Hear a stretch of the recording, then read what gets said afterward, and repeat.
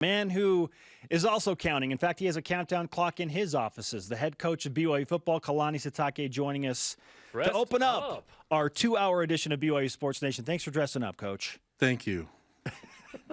It's to distract the weight I gained during the summer. Did you gain weight during the summer? I don't know. I'm just thinking I'm consistently gaining weight every year, so it doesn't really matter.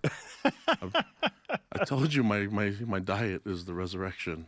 That's my diet plan. That's your diet plan? That's a wonderful plan. Yeah.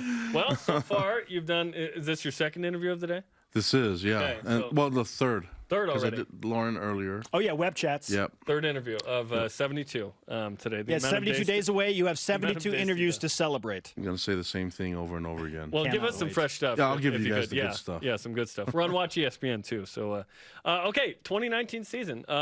It's been a while since 2018, obviously. Some high notes to kind of end the year there, and some guys recovering from injury. How you feeling today? I feel really good. I mean, I think you can sense the excitement from our players and from our coaches. And I think, you know, we talk about wanting the game already to be here. And so I haven't felt this much excitement about the season opener in a long time. And so I'm looking forward to it. I think the players are the ones that are feeding the energy to that. You know, and normally I think you kind of go through the normal stage of getting closer to the game. But this is one where the players have just been antsy about it, and so they're excited, and it shows in the way they're preparing and the way that they're going through the conditioning, and even the guys that are healed up from the injuries. There's a mission in mind right now. Speaking of fresh things, we just talked about Cougar Canyon, and BYU Athletic Marketing in collaboration with the university is working really hard to create a more enjoyable game day experience. So knowing what you know about this Cougar Canyon and the build up to Utah, what do you anticipate game day is going to be like on August 29th? Oh, I'm excited for it. I think it's a really good idea, and to get the fans all there earlier and kind of have a really good experience, you know, and I think this has been something that the fans have been hungry for a long time, and I'm glad that you know, that our marketing department, David Almodovar, and everyone is going to make this work, because I think this is going to be bigger than what people even anticipate. And anytime you can put a lot of food around the same spot, that's a good sign for me, right? And so we're going to have a Kruger walk go through it, and I think our, you know, I think this is something that's really familiar in a lot of different places, and I think it only makes sense that we do that here at BYU. Not only will you have this great experience, there'll be an inherent great experience with the games you've scheduled. So Yeah. the first 3 home games are amazing, right? Utah, USC, and Washington. So if you don't already have your tickets, you're going to get them, because this is as good of a home schedule in the first 3 that BYU's ever had. Of course, and then even the future schedules that are coming, you know, people are coming to Provo to play us, and I mean, even looking at Boise and Liberty that's bringing Hugh Freeze, who was at Ole Miss for such a long time, and so there's a lot of big-time programs that are coming in, and to have 3 of them within a month is crazy, you know. And so I mentioned that's a great thing that Tom Homo has done as our athletic director of scheduling, and with the partnership with ESPN, it made this possible. And when I was trying to get the job as a head coach, that was one thing that I was really attracted to, that we were going to play these type of schedules and these difficult games. And you know, we've had some memorable moments in our BYU history. Now we have opportunities to do it all within the same season. So hopefully we can capitalize on the schedule that we have and make some great moments for our fans. It's been more of a struggle than I think anyone expected or hoped, right, at home the last couple of years. So why will this team be a better team at home against tougher teams? Well, I believe we're a lot deeper than we've been, and just having a lot. And by depth, I mean we have a lot of younger people that have played games, and so and that's kind of been the culture. Just have freshmen and sophomores get on the field, you know, and so even if special team reps and things like that. And so we're thinking that's going to be a huge benefit for us. We saw how much it's been an advantage for us going into spring, and how our guys have been a lot more prepared going into spring this season, and then going into the off season. We feel like we're further ahead than we've ever been, and so depth has always been an issue considering experience. And now we have a lot of guys that are experienced, and young guys that are playing. We play a lot of freshmen last year, you know, so this won't be the first time those guys stepping on the field, and that'd be a huge bonus for us, I think. BYU football head coach Kalani Sitake with us on BYU Sports Nation, part of our 2019 Media Day coverage. Before you go through this very challenging and exciting schedule, obviously you go through training camp in late summer, and there's always some unique differences between each way you approach these training camps. So what will be unique and different about the way that you coach your guys up this late summer? Well, I think having a system that's already been in place for a little while, on the offensive side. Defensively, we're pretty much going with the same stuff. We've added a few things here and there, and you'll see it on game time, but I think offensively, just being familiar with everything. I think Jeff Grimes and Aaron Roderick, Steve Clark, Eric Mateos, Fesi Sitake, those guys have done an amazing job. AJ Stewart, getting that whole group ready. And I've seen a huge step. You see some big steps from year one to year two, but I've seen a lot of change, a lot of for the good, right, in our offensive side, and that's because we have really good young quarterbacks that can lead the way, and we have, Jaron Hall has done a great job in spring ball, and getting all those reps have made a big has made him grow up a lot faster than we've seen, and so. And then also having Zach sit out and watch and be a coach has helped him out. So I feel really good about that position group right now. And then we've added a couple guys on our running back depth to help us if we had the same issue of injuries again. And we feel really good about our young O-line that is really experienced, and they all come back next year. So that's going to be a lot of fun. I think most of them come back to the two deep, with the exception of Tom Schoaf. Yeah, that's great. You'll have 4 of those 5 next year, right? And it's more like 6 or 7. Let's break down some of those guys. So Zach Wilson, obviously, he just said he expects to be 100% going into fall camp. Phil Steele has the quarterback position ranked 18th in the country. How do you feel about Zach Wilson and Jaron Hall going into 2019, 2 dynamic dual threats? I feel really good about them, and I love what Aaron Roderick's done with them and what Jeff Grimes has done with them, and just empowering them with the offense. And I think Zach is a true freshman. It's always hard for a new guy to come in that is out of high school, right?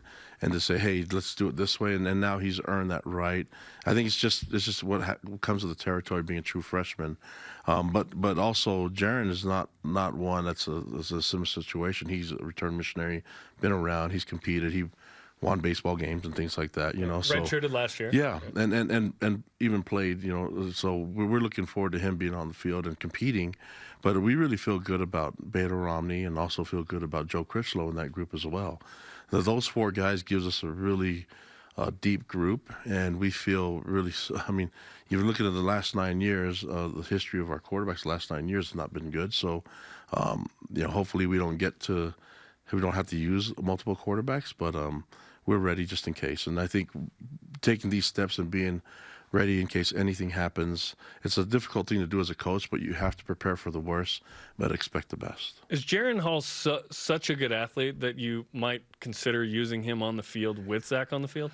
We could, but I think that really diminishes his preparation. I think that allowing him to compete for the quarterback position is going to be really important for his progress as a quarterback, and that's what we brought him here to do, is be a quarterback. And Kyler Murray's shown everyone that you only have to really have 1 year to play, and to make a difference. And so I think he's got the opportunity to. First of all, we want him to compete, and the next thing is we know what he brings to the table with his leadership, and so we're focused on him as a quarterback. He will always be a quarterback here, and but I think it'd be crazy for us not to try to use him in other ways. But he is not a what do you call a wildcat type of quarterback. That's not his role. He's more than that. He could throw the ball. He just happens to be a really good athlete. And same with Zach. They could all those quarterbacks I mentioned. They can all play different positions. But I think in order for us to have a solid group, they have to stay in that spot. Depth and recruiting are buzzwords for any college football program, and we've talked a lot about that. You brought up depth. And it's been a good week for BYU football from what we understand in terms of recruiting. We can't mention specific names, but the bigger picture, do you feel like now in year 4, you're finally starting to get your guys and your effect and the Kalani Sitake effect, if you will, in terms of recruiting? Well, they're all my guys, right? And so anyone that's wearing the Y and representing, they're all my guys. And I'm lucky to have, more than anything, they're BYU's guys. And so I'm the one that is coming in and being the newcomer, and going on the 4th year, I just feel comfortable with the way things are going, team culture.